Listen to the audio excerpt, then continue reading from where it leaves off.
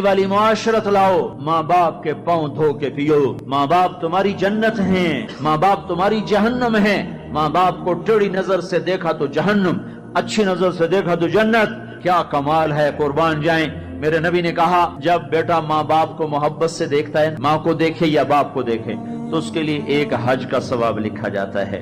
اور ماں باپ جب اولاد کو ان کی خدمت کی وجہ سے محبت سے دیکھتے ہیں تو بیٹے کو غلام آزاد کرنے کا ثواب لکھا جاتا ہے۔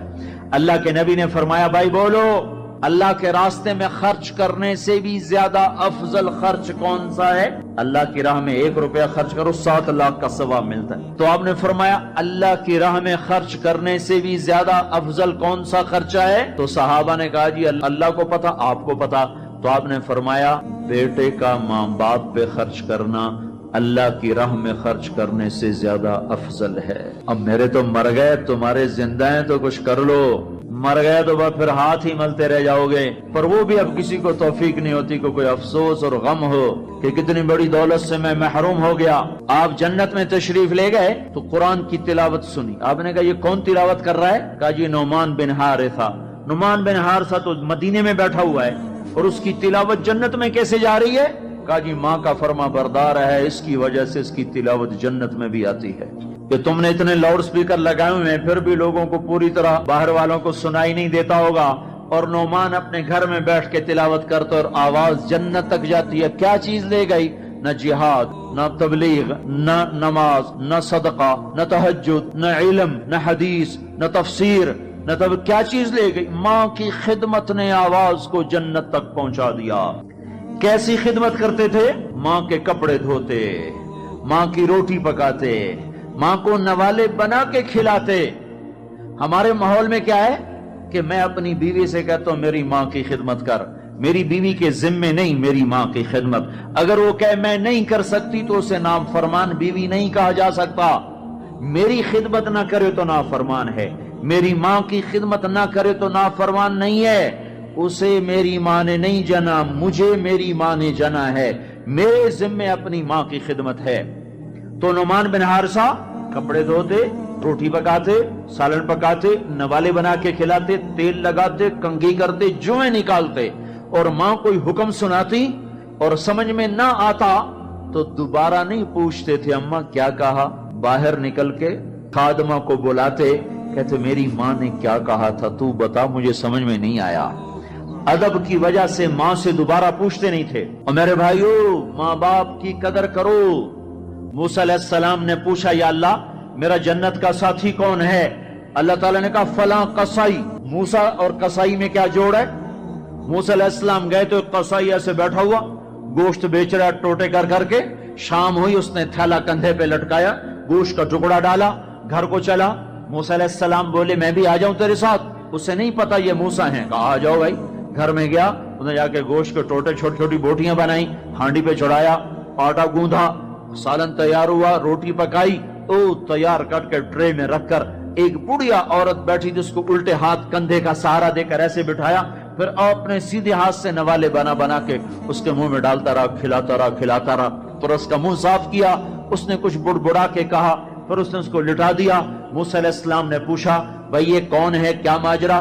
کہا میری اماں ہے، صبح جاتا ہوں اس کے سارے کام کر کے جاتا ہوں، شام کو آتا ہوں پہلے اس کے کام کرتا ہوں پھر اپنے بچوں کو دیکھتا ہوں۔ موسیٰ علیہ السلام نے کہا یہ کچھ کہہ رہی تھی، یہ کچھ کہہ رہی تھی۔ وہ کہنے لگا کیا بتاؤں کیا کہہ رہی تھی؟ پاگل ماں ہے، پاگل ماں ہے، جب بھی خدمت کرتا ہوں مجھے کہتی اللہ تجھے موسیٰ کا ساتھی بنائے جنت میں۔ میں کہاں اور موسیٰ کہاں، میں کہاں اور موسیٰ کہاں؟ وہ جب بھی میں خدمت کرتا ہوں کہتی اللہ تجھے موسیٰ کا جنت میں ساتھی بنائے۔ آئے ہائے، موسیٰ علیہ السلام بولے تیرا کام بن گیا، تیری ماں نے تجھے موسیٰ سے ملا دیا۔ اے ماؤں کو راضی کرو، نبیوں کے ساتھ جنت میں پہنچو گے۔ ہائے میرے نبی سے پوچھا گیا تھا قیامت کب آئے گی، تو آپ نے یہ نہیں کہا تھا جب زنا زیادہ ہوگا، جب قتل زیادہ ہوگا، جب پتھروں کی پوجا ہوگی تو قیامت آئے گی۔ میرے نبی نے فرمایا تھا جب اولادیں ماں باپ کو ذلیل و رسوا کریں گی اس وقت قیامت آئے گی، جب ماں باپ سے ایسے بات کریں جیسے نوکروں سے کی جاتی ہے تو اس وقت قیامت آئے گی، جب ماں ڈر رہی ہو کہ میرا بیٹا کہیں بدتمیزی سے مجھ سے بات نہ کرے، جب باپ ڈر رہا ہو کہ کہیں میرا گریبان نہ پکڑ لے تو سمجھو قیامت آ گئی. اور اللہ کے نبی نے فرمایا جس نے ماں باپ کو ستایا اس پہ اللہ کی لعنت، فرشتوں کی لعنت، زمین آسمان کی لعنت، نہ نماز قبول ہے، نہ روزہ قبول ہے، نہ حج و زکوٰۃ قبول ہے. ہائے ہائے، میں ایک شہر میں گیا، ایک نوجوان میرے پاس آیا کہ میرے باپ نے میرے اوپر زیادتی کی ہے، میری سناؤ. سنتے سنتے پتہ چلا کہ اس نے اپنے باپ کے خلاف عدالت میں کیس کیے ہوئے ہیں. میں نے کہا بیٹا تو جلدی سے چلا جا، تو شکر کر تیرے اوپر آسمان نہیں ٹوٹا، زمین نے تجھے نہیں نگلا، تیرے اوپر کوئی آگ کا کوڑا نہیں برسا، اور اللہ نے ابھی تک تجھے درگزر کا معاملہ کیا ہوا ہے. تو بیٹا ہو کر باپ کے خلاف کیس کر رہا ہے. صرف تو نہیں رگڑا جائے گا، وہ وکیل بھی رگڑا گیا جس نے تیرا کیس تیار کیا، اور وہ گواہ بھی رگڑے گئے جنہوں نے گواہی دی. ارے ظالم، بیٹا ہو کر باپ کے خلاف تو کیس کرتا ہے. تو میرے بھائیو، اپنے ماں باپ کی خدمت کر کے جنت لے لو، جنت بنا لو. یہ جہان بھی سنورے گا، اگلا جہان بھی سنورے گا. ایک نوجوان تھے، ان کا نام ہے کلاب.